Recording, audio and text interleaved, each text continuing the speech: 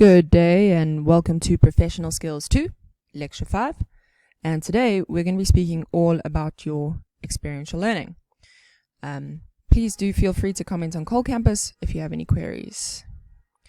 So what is experiential learning? It's defined as any period of time during which a beginner acquires experience in an occupation, profession, or pursuit. Can also be described as work exposure, work placement, being a trainee, or volunteering, but it can't be described as a learnership or internship. And the reason for this is because both of these, both internships or learnerships, are very structured development plans. They're regulated by the Department of Labor, and they last either 6 to 12 months, and they are definitely paid positions. Although you might get payment for your experiential learning, a lot of you won't. Payment isn't the point, experience is.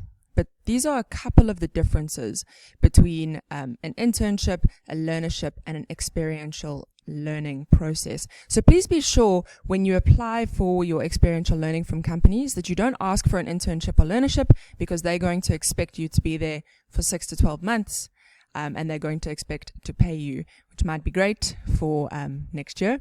But for this year, you just want an 80-hour experiential learning position. So the purpose of experiential learning is to get you some form of exposure to the world of work, and very specifically in a media context. So first prize would be for you to get experiential learning in a company that is your major. So if you are a marketing major, you are going to go work in a marketing department so that you can get exposure to what it is like to be a marketer. Same thing, if you are in radio, you want to go to a radio station. If you can't get something that is directly in your major, we still want you to be in the world of media. And luckily, a lot of media companies are allowing their employees to work from home. So this is a great opportunity for you to take too. Another purpose is that it allows you a form of participation in the workplace context. But really importantly, and this part is up to you, you need to also be able to reflect on that process. So you participate during the day or during the night, depending on where your shifts are. And then when you go home, you reflect on how well you did. All of these topics we're going through in professional skills. I want you to go home and reflect on how well you have improved your self-awareness, your emotional intelligence, your negotiation skills, etc. It allows you to also practice self-management. So you have to own your individual choices, you are empowered as a worker, and you've got responsibility throughout the process. So we aren't going to do very many things for you. You are expected to do this all by yourself, because when it comes to getting a job, you're going to have to do it all yourself as well. We're here for you, we're here for support, we're here for advice, we're here for help. But when it comes to writing your CVs, sending them to companies and talking to people who might be giving you this experiential learning, that's all up to you. And then it's also understanding how you fit into the broader working environment with your major, with your skills. The benefits of this process are that you gain experience. You can definitely put this on your CV. So that's why you should aim for a good company. You should aim to go somewhere that is going to benefit you. Experiential learning is really only as good as you make it. And if you make the most of this experience, you are going to get a whole lot of experience that's really, really going to help you when it comes to applying for jobs, and when it comes to making career decisions that are going to affect the rest of your life. So experience is the first benefit. Next is helping you make career decisions. After that, it's definitely a networking opportunity. You are going to meet a lot of people, and it's a good idea to just from the start make a good impression on everyone that you meet, no matter how helpful or not helpful you think they're going to be, because as we all know, we can't always predict these kinds of things. So it's a great networking opportunity for you to meet people and to make connections outside of your circle at Boston. Next, it's going to help you gain confidence. It's going to help you apply your classroom learning. Like I said, all of your skills that you've practiced, your professional skills, you're going to get to put them into play. You're also going to have an edge in job applications, because you will have had this experience. A lot of people in your position don't. And it's going to help you just transition a little bit more easily into a workplace. And the outcomes of experiential learning, this is what we want at the end of it. And everybody always has, well, not everybody, but most people have really positive experiential learning times. what we want you to be able to do is to look at yourself and be able to see exactly where you stand in terms of your skills in the workplace. Skills are certainly important. Maybe you're going to learn, I need to improve working with this certain kind of software or that little bit of equipment, whatever it is. Skills are very important, but what behavioral attributes do you have? I'm a good listener. I'm good in leadership. We want you to look at all of these and to be able to assess how you put these to work and how you could do it better in a world of work, because we're constantly developing. This is the wonderful thing about being humans, is that we are always getting better. We always have a chance to improve. Talk about mistakes in a little bit, but you will make mistakes, but that's not ever going to stop. You're going to make mistakes your entire life.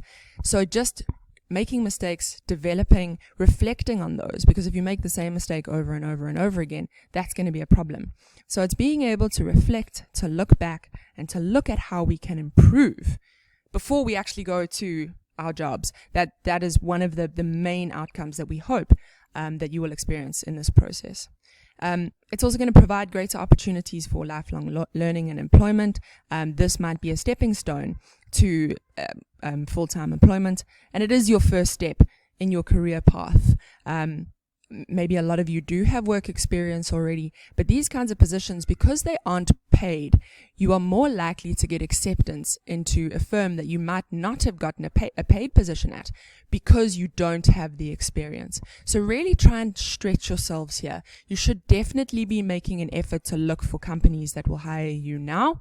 So make small steps to try and get this experiential learning processed, finalized as soon as you possibly can. So please pause the video in a couple of seconds and answer the following questions. What is the difference between a career and a job? What is the career path that you would like to follow? And what are some jobs that you could do along the way? So please pause this video and answer these questions. Welcome back. I'm going to ask you to pause the video again at the end of this slide. So I want you to go very slowly through this reflection exercise and answer each and every single question. What are my career aspirations? What are my job interests? What kind of work would I like to do during my experiential learning? Where would I like to do this work? What type of organization would I like to work in? What am I good at? Or what do I like doing? What am I not good at? What do I not like doing? What skills do I have? How do I cope outside my comfort zone? How do I cope with making mistakes? How good am I at asking for help? And how good am I at helping others? Please pause again and take 15 to 20 minutes to go slowly through these questions, and then start the video again when you're done. And we got one more pause exercise here. What are your expectations? So what do you expect to get out of your experiential learning? And very importantly, what do you expect to contribute during your experiential learning? Please pause again and answer these questions, and then play again when you are done. So I'm going to go through some top tips for your experiential learning. These are things that you can do in definitely any new situation. So the first tip is to make the most of your time. Like I said already, your experiential learning is only as good as you make it. It's difficult for shy people because we do have to put ourselves out there a little bit more, and that's not always as easy if you are shy. But remember that this could be the first stepping stone to your career. So be eager, volunteer for things, and do your best at every single job you are given. Be the person who always puts up their hand. Be the person who is always willing to go the extra mile. Always be on time. 5 minutes early is on time. Being on time is late. So please make sure that you are 5 to 10 minutes early for everything. Next is network. As I said, this can be incredibly daunting, but just introduce yourself to as many people as you can. Be bold.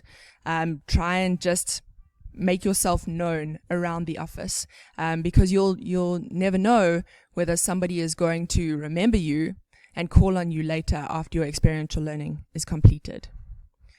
The next tip is to dress intentionally. So I didn't say dress well because that's a difficult question to answer. It differs for different people, and it differs for the position that you're in.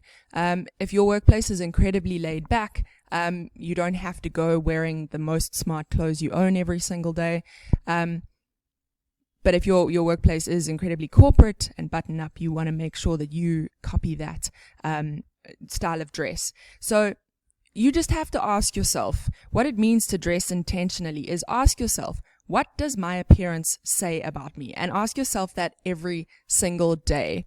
I know it's always kind of tempting to make people think that you are very fashionable, etc. But that doesn't always give people the impression that you are ready to work and professional.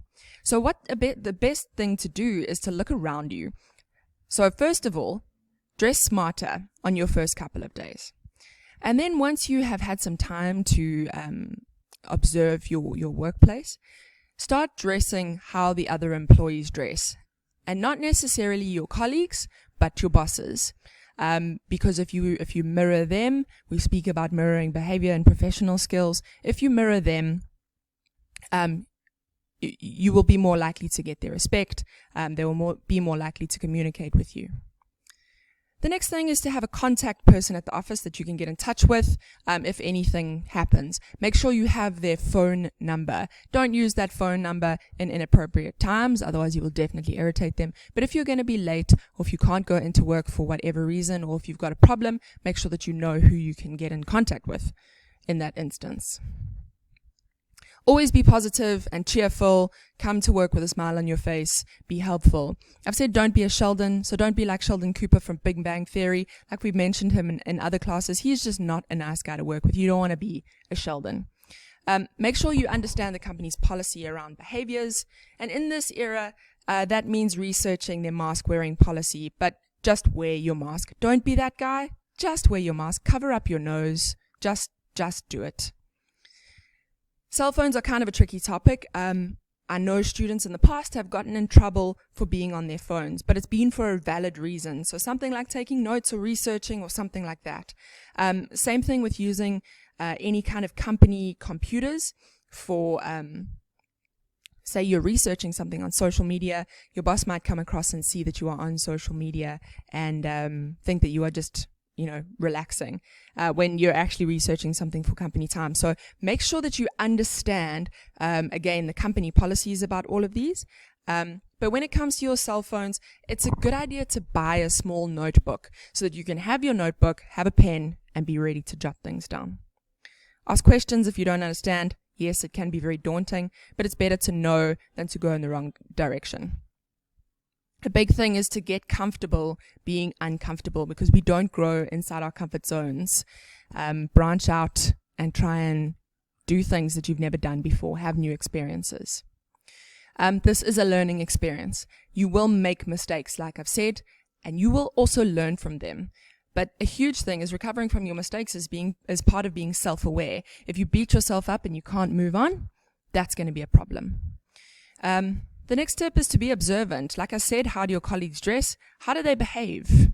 Use this information to learn about company culture. Also, make sure that you listen. Listen far, far, far, far more than you talk. Monitor your professional communication. Do you speak and write like someone in your position should, or are you speaking like a student? Monitor yourself and make sure that you communicate like a professional. And it does sound cliched, but be yourself. You got this position, only you can fill it. I've spoken about adaptability before, but make sure that you are adaptable in the workplace, especially right now.